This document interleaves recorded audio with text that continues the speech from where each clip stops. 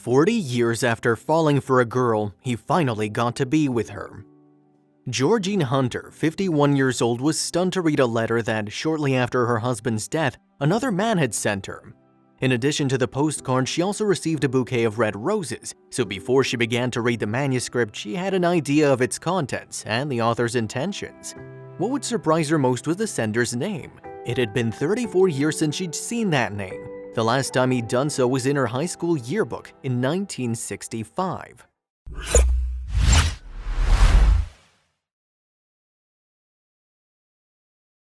More than 3 decades earlier, Jerry Zimmerman had seen Georgine walking with one of her girlfriends to Farnsworth Junior High School in Sheboygan, Wisconsin. Although the young man had shown interest in the beautiful girl with sparkling eyes and fine features several years ago, his shyness had prevented him from saying anything to her until now. On the very day he'd get his driver's license, he would offer Georgine and her friend a ride to school. They accepted without hesitation. The two friends climbed into the vehicle and Georgine sat next to Jerry. The beautiful girl he'd been pining for was sitting just inches away, and it petrified him. Although he desired that moment for several years, he was unable to cross a word with the young women. Upon arriving at their destination, they got out of the car, thanked the driver, and went on their way. After that, Jerry would plan his next move. His plan was simple. After school, he would drive until he saw Georgine walking home. Then, just as he'd done that morning, he would offer her a ride. She would accept, sit next to him again, and that would be it, he thought. They would be happy ever after. However, his plan would not go as expected. On his way out, he saw Georgine again with her friend. He approached them and rolled down the window. "Do you want to take another ride?" Jerry said, but Georgine would reply, "No, we're walking." This response would break his heart. The situation would get worse when the following year, Jerry learned that the girl of his dreams was marrying another high school boy.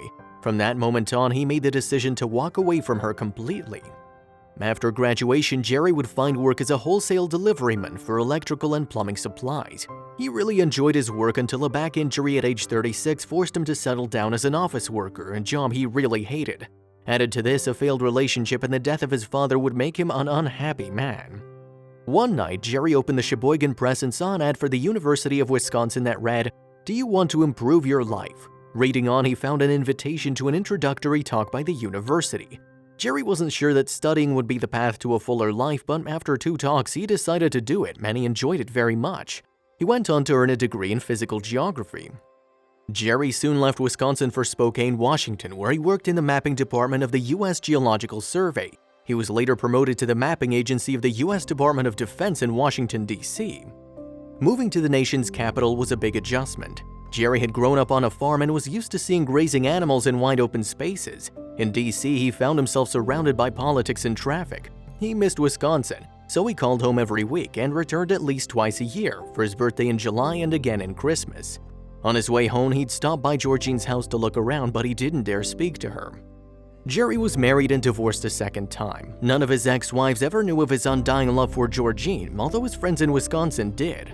On one of his semi-annual visits in December 1998, Jerry ran into his friend Frank Cooper. It was he who told him that the husband of his platonic love had succumbed to a brain tumor after being ill for nearly a year.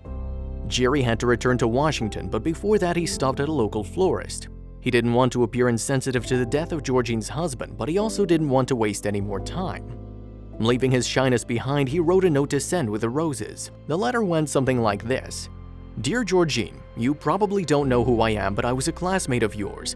I was very shy and you were the prettiest girl I'd ever seen. Although I now live in DC, I maintain close ties to Sheboygan. I go back several times a year. I'll be visiting the weekend of May 15 and I wonder if we could ever meet for coffee.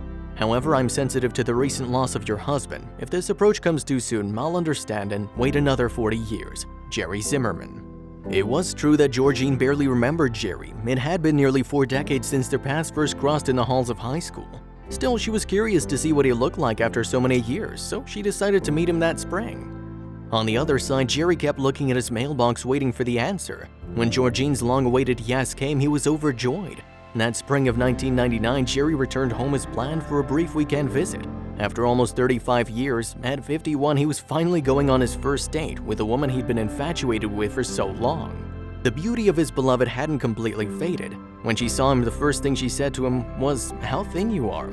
It wasn't an encounter like the ones in the movies, but it was the beginning of a beautiful relationship. After the death of her husband, Georgine had asked God for a new companion, and he did give it to her. The two had such a good time on their coffee date that they made plans to see each other again when Jerry returned to Wisconsin for a longer visit in July. During this visit, Jerry would finally tell her what his heart had held on for so many years. On the western shore of Lake Michigan, he told her, "I'm in love with you." Then he asked her to marry him. She knew he was the one and said yes. Jerry felt triumphant. Jerry left his government job to move to Wisconsin.